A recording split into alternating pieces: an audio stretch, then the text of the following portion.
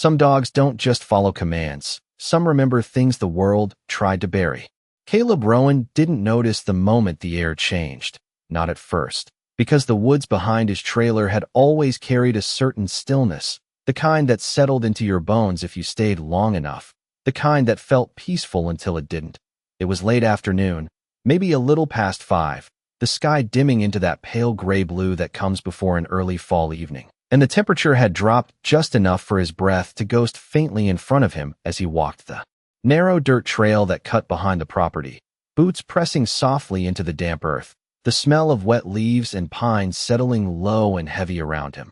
Bruno walked beside him like he always did, steady, controlled, his leash loose, his ears forward but relaxed, a 6-year-old German shepherd with a calmness that Caleb trusted more than most people he had known since coming home. Because Bruno didn't react unless there was something worth reacting to, something real, that was why when the dog stopped dead without warning, muscles tightening beneath his coat, Caleb felt it before he understood it. The leash went taut in his hand, a sudden pull, not aggressive but urgent, and Bruno's ears snapped forward, his body angled toward the deeper part of the woods where the trail disappeared into thicker growth, darker shadows, a place Caleb usually avoided after sunset.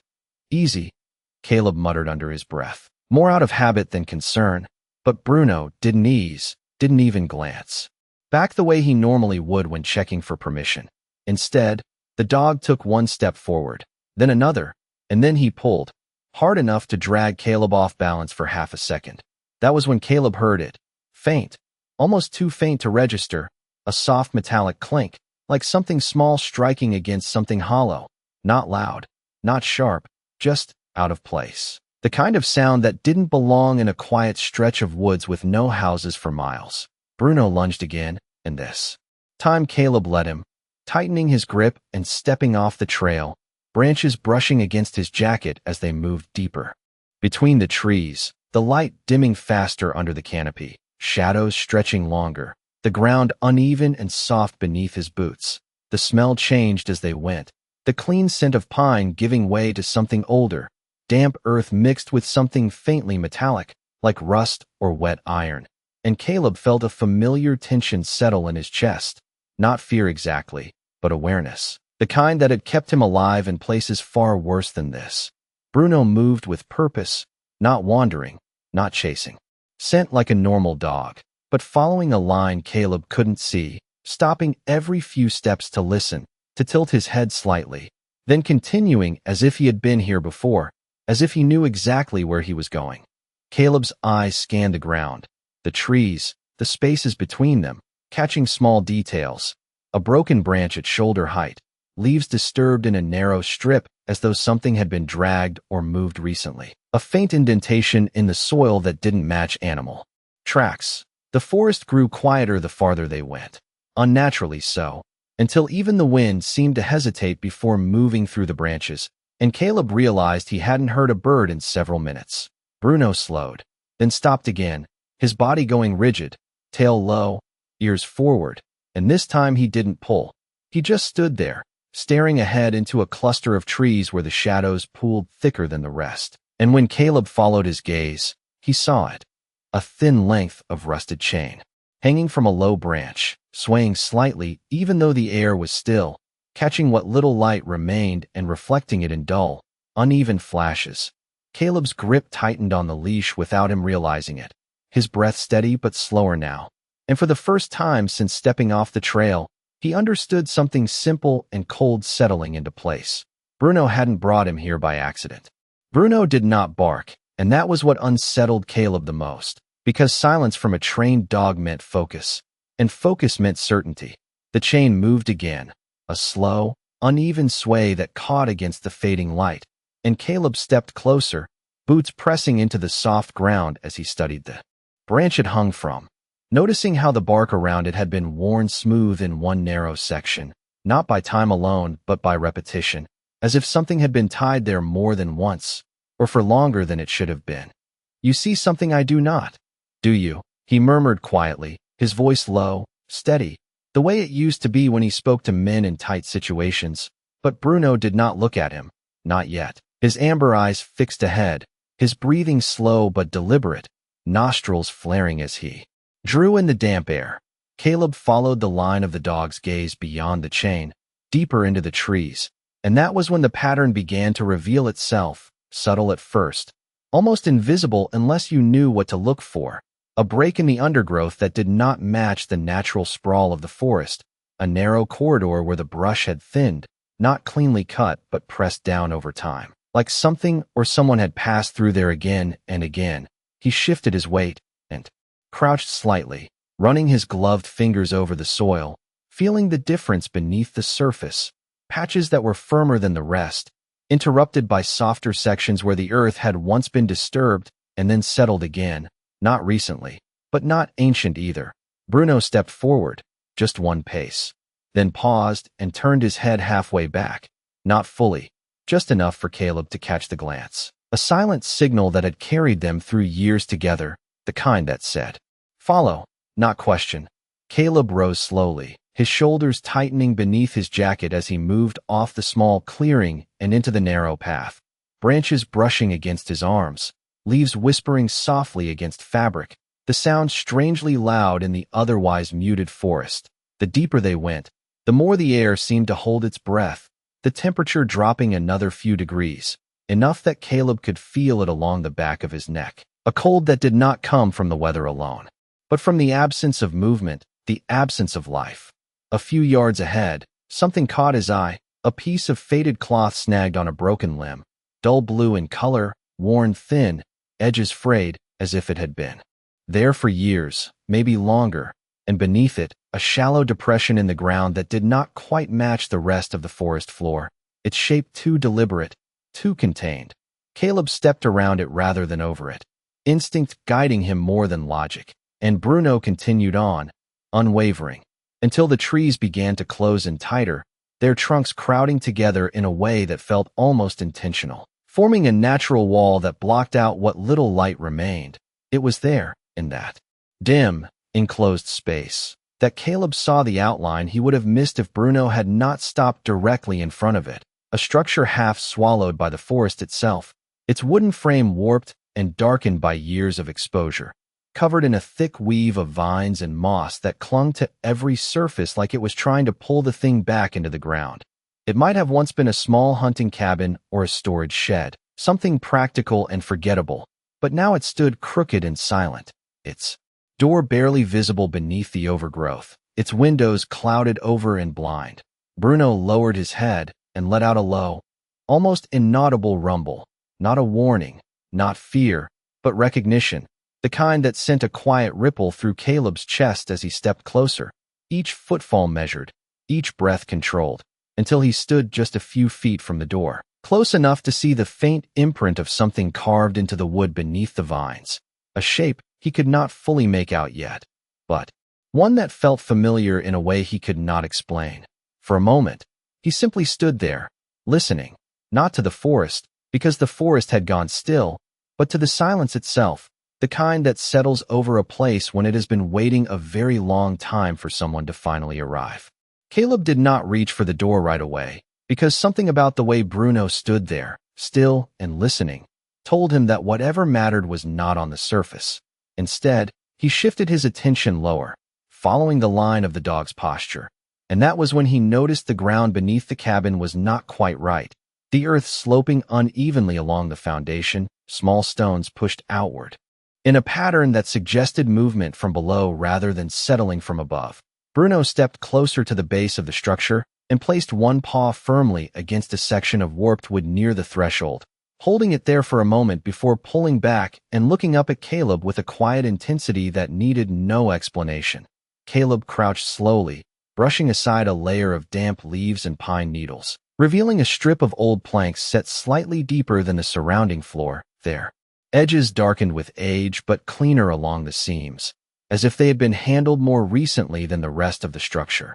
He pressed down with his palm and felt the faintest give, not enough to shift, but enough to confirm what instinct had already begun to form in his mind. "All right," he said under his breath, more to steady his own thoughts than to speak to the dog. And he moved to the side of the door where a length of broken branch lay half buried in the dirt, lifting it and using the thicker end to wedge into the narrow gap between the boards. The wood resisted at first, swollen from years of moisture.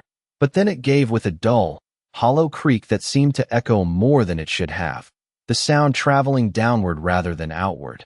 Caleb paused, listening, his breath slow, counting without realizing it, the old habit returning, and when nothing answered back except the quiet settling of the forest, he applied a little more pressure.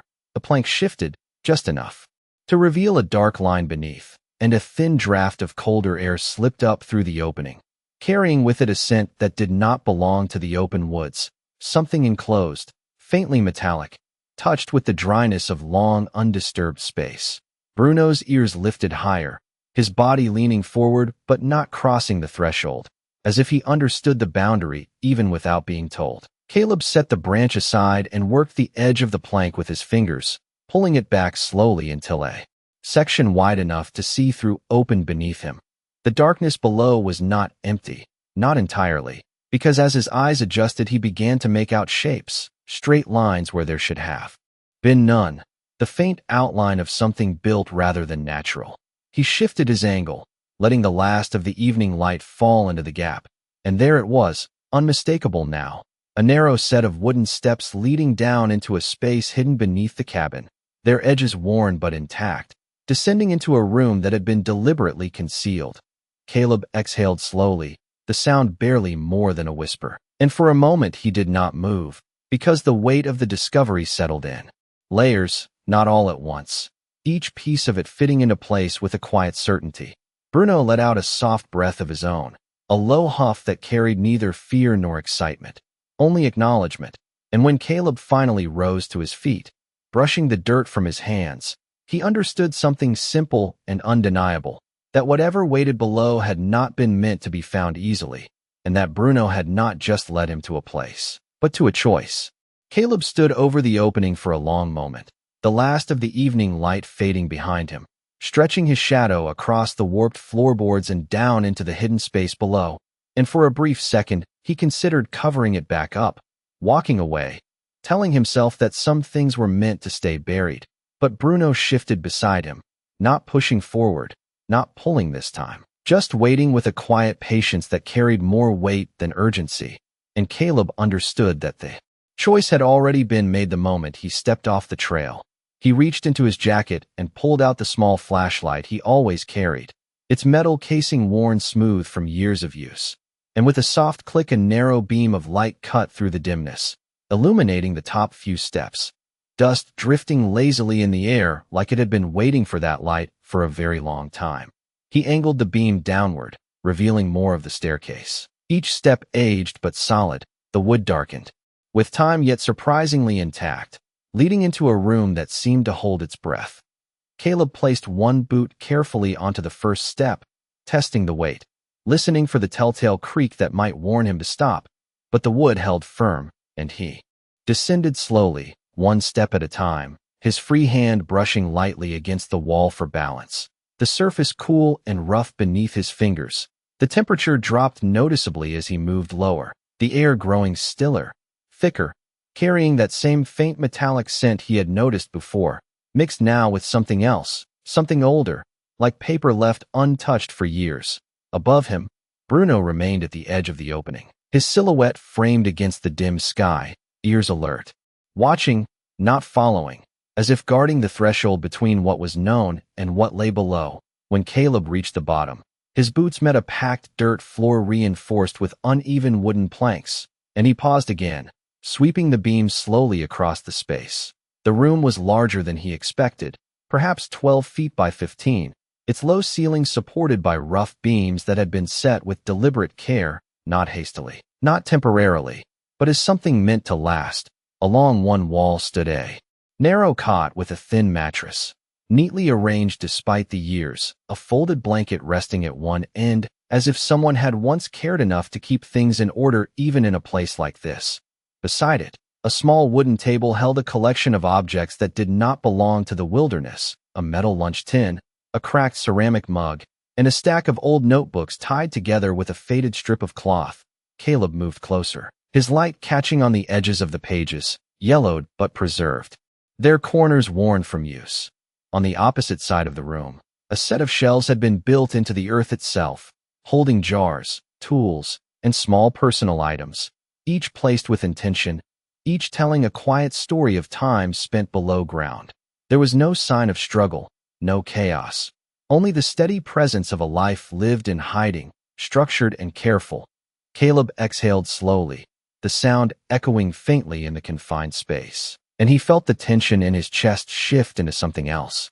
Something heavier but clearer, because the fear that had followed him into the woods was beginning to change shape, turning from the unknown into something more human, more deliberate. Above, Bruno let out a single, soft huff, not a warning, not a call, just a reminder that he was still there, still watching, and Caleb realized that whatever story this place held, it had not been built on accident, and it had not been left behind without reason.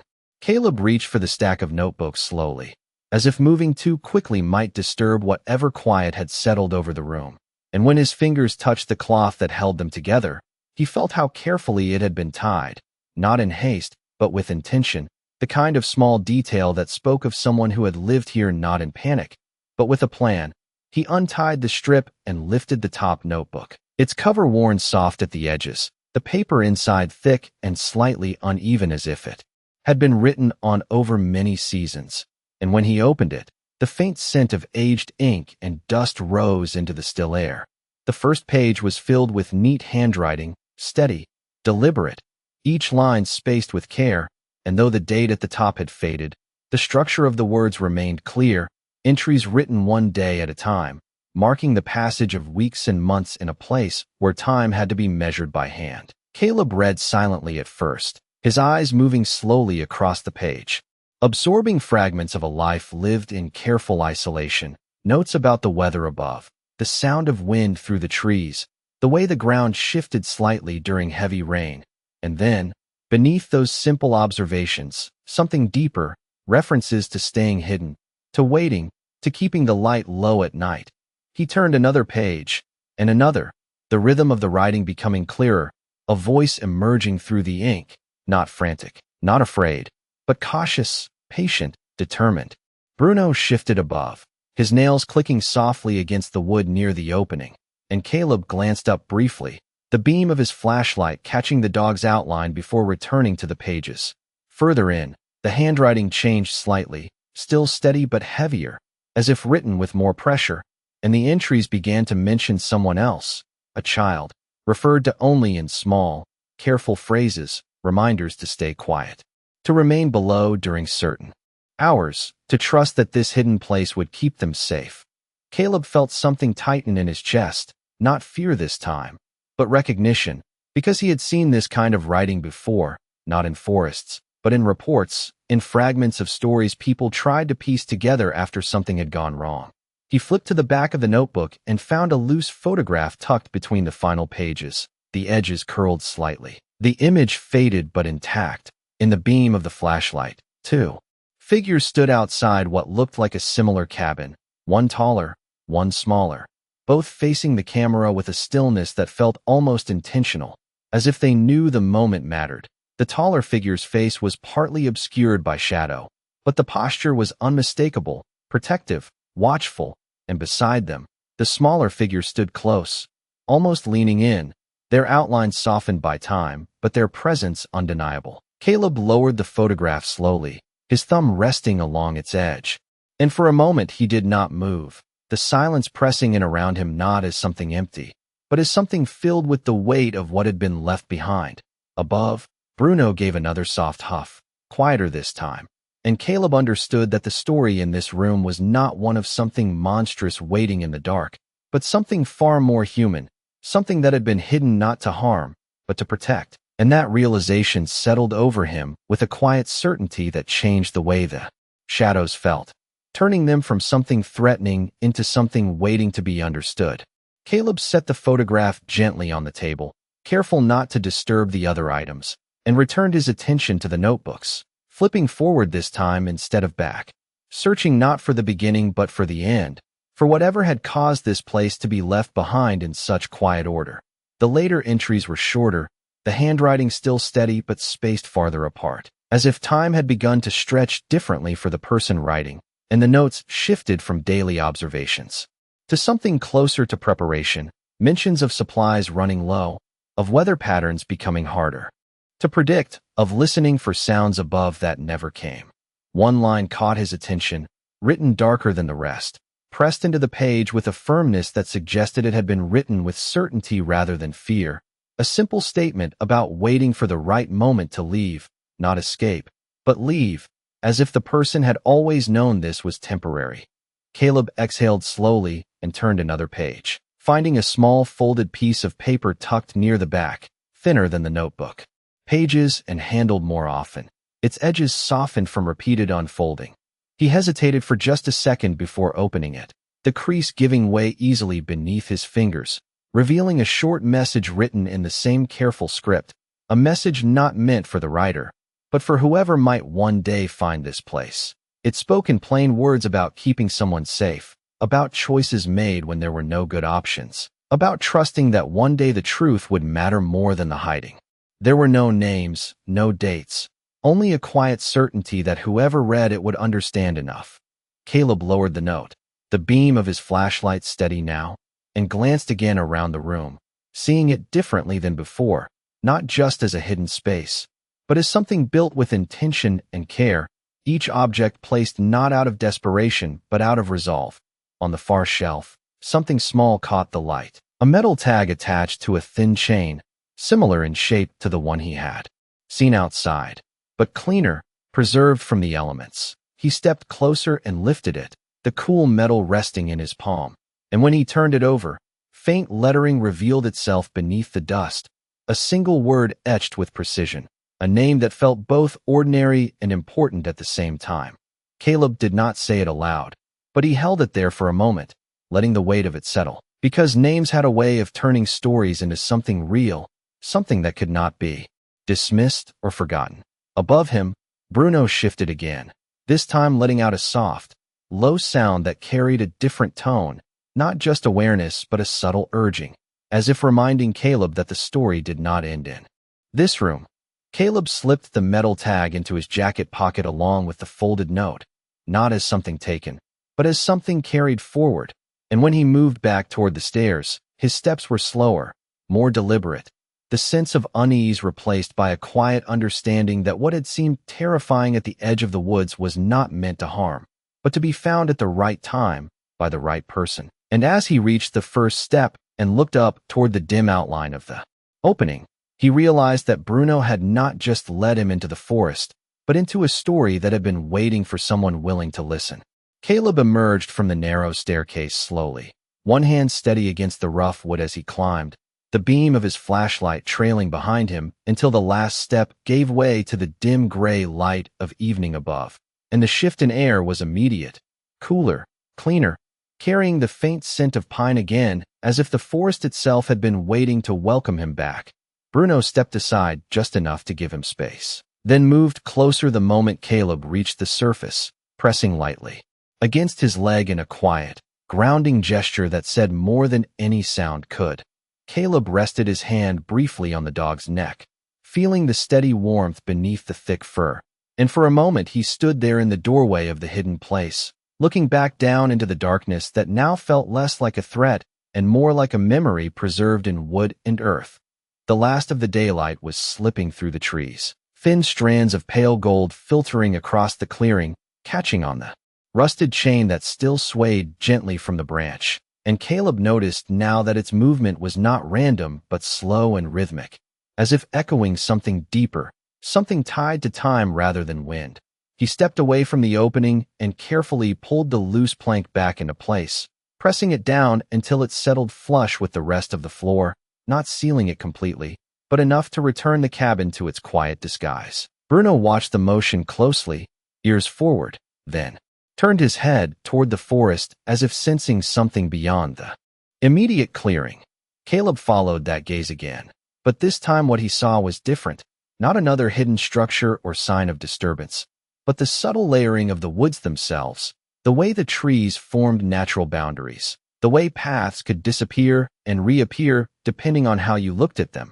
And it struck him that someone had chosen this place very carefully, not just for concealment, but for protection. He stepped out from the cabin fully, boots sinking slightly into the damp earth, and took a slow breath, letting the cool air settle into his lungs as his thoughts began to align with what he had found. The photograph, the notebooks, the message, the name etched into metal, they were not fragments without direction. They pointed somewhere, not just into the past, but forward, towards someone who might still carry the other half of this story, without even knowing it.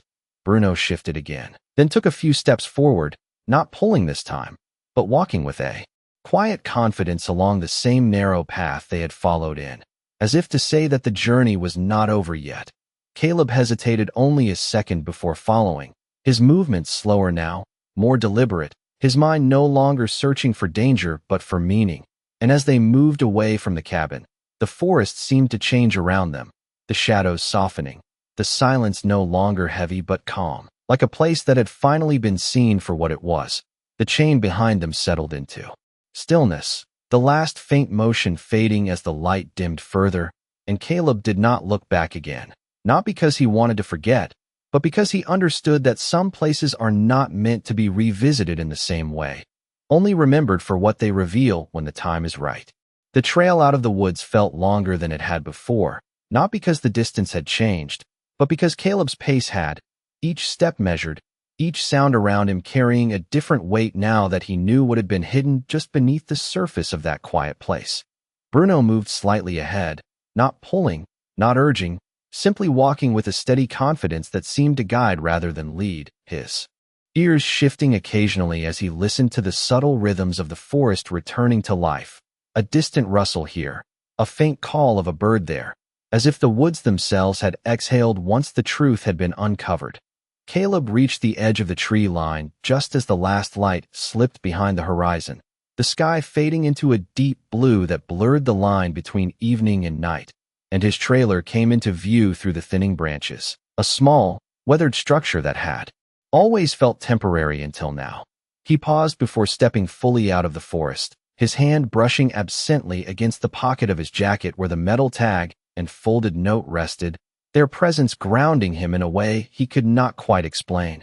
There was something about carrying those pieces that felt less like taking and more like being entrusted, as if the past had reached forward and placed them in his hands for a reason that had not yet fully revealed itself.